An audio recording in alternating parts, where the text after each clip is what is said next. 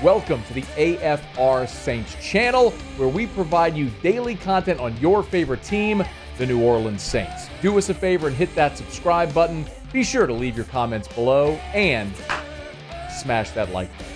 Who dat? We're not going to rule them out just yet. I think we have to see how the next day or two, what the healing process is like and see if he can function. But again, don't forget we're also dealing with the other aspect too. So. Darren Rizzi said they're not ruling out Derek Carr. Well, then we learn on Tuesday that the Saints have signed a quarterback in Ben DiNucci. Darren, you fibbing with us? Am I a real boy? Old Pinocchio over there. I get the gamesmanship. I don't hate him for it either. I mean, you do what you got to do. And maybe there's a part of Darren Rizzi that, look, I mean, Derek Carr breaks his hand on Sunday afternoon. It's less than 24 hours later. He's meeting with the media. Derek Carr's like, let's see what this swelling happens, see if it goes down a bit, if I can hold a football. It's my non-throwing hand. Guy's a gamer, wants to play. I get it. Maybe there's some sense there. But also, there's the very real component of this, which is all the reports that came out that they're not going to put him on IR, but his season's very likely over. Okay, all fine and good there.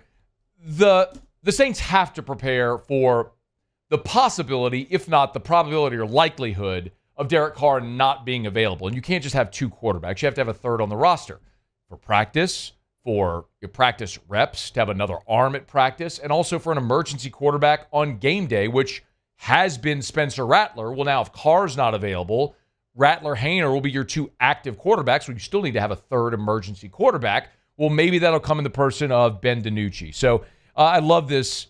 Ben DiNucci is actually the one that tweeted that he had signed with the New Orleans Saints. If you didn't see the tweet earlier today, I love it. He tweeted that he was signing with the New Orleans Saints, and the source was himself. Here's the tweet from Ben DiNucci. This was at 10:13 a.m. It's been viewed 2.3 million times. He says, "I have fun news. I signed with the Saints this morning. Source, myself." And in quotes, or in parentheses, fairly credible. So, yeah, there you go, Ben DiNucci. You go break that news yourself there, Kat. A little bit of the background on DiNucci. If the name sounds familiar, probably should, because he played for the Dallas Cowboys, and because the Dallas Cowboys are always on everybody's TV all the time, you probably saw this. So DiNucci was drafted by Dallas in the COVID year in 2020, and he spent 2 seasons with Dallas. He also did time in the XFL with the Seattle Sea Dragons.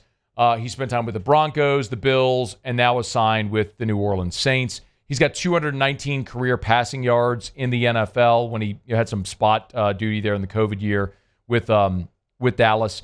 This was Mike McCarthy, by the way, after the draft in 2020, about what they liked about Ben DiNucci when they drafted him in the 7th round. Very accurate. He reminds me of a young Mark Bolger, someone that just you look for comparables. He's a young man that's played a position his whole life, and it'll be an excellent addition to our quarterback room. So DiNucci started his career at Pitt, was there for 3 seasons. Then the 2018 and 19 seasons finished at James Madison, where he started those 2 seasons at James Madison in 18-19. 7th round pick of the Cowboys, and has had limited game action in the NFL, but an available body, very likely a practice body this week, and maybe for the remainder of the season, and quite possibly your emergency quarterback on game day. But I think in adding Ben DiNucci, it's less about DiNucci and it's more about Derek Carr. And if we were thinking about the possibility of Carr playing, the old adage of actions speak louder than words, well, Darren Rizzi can tell me they're not closing the book on Derek Carr. When you go sign a quarterback, it tells you, it shows you what their plans are. That's not to have Derek Carr this weekend or maybe for the future. Rizzi was asked, though, it is worth noting this on Monday, he was asked if Carr could start on Sunday without practicing at all this week. I think it's likely whoever we go with, decided between Jake and Spencer, I think we'll likely get the majority of the reps here early in the week. And a lot of that has to do with also the concussion protocol, because you got to take the steps and there's only certain things you can do. And so I think that whoever that guy is will get a majority of reps. So that'll be. But Derek could conceivably start without practicing most of the week? Conceivably, yeah. It is worth noting, and I know this isn't a what and what example, but this did happen a year ago at LSU. Again, that's college to the NFL. But remember, Jaden Daniels suffered a concussion against Alabama when Dallas Turner cheap shotted him. And he didn't practice at all that week and cleared protocol and played against Florida. If you watch the NIL documentary, that was it Netflix or Amazon or whichever one it was, Amazon?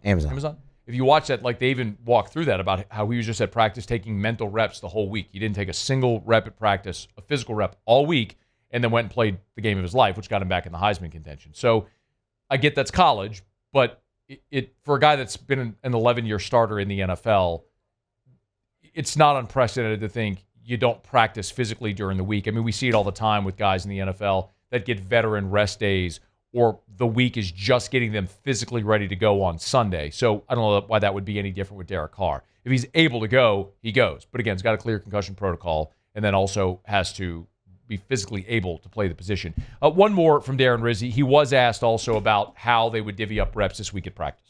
Yeah, so we're going to have to make a decision here today. Probably if Derek doesn't go, kind of the direction we're going to go between Jake and Spencer. We'll meet this afternoon and we'll have a plan. I'm going to tell you that whoever that guy is going to get probably the majority of the reps here moving forward this week. In the event that Derek doesn't play, we're going to have to make a decision on that sooner than later. As you know, we don't get a lot of practice days, so the rep count's going to be important. And so, I'll sit down with obviously with Clint and with Andrew Janocko and everybody. And the offensive staff. We'll make a final decision on whether we're going to move forward here this week with Jake or Spencer, and we'll go from there. Saints have an off day Tuesday, and they'll hit the practice field Wednesday, so they'll make that decision who's going to start today, Tuesday. They'll make the decision of who's going to start. Then Wednesday, when they hit the practice field, everyone will know the answer at that point. And then we'll see the first injury report of the week and how they officially list Derek Carr.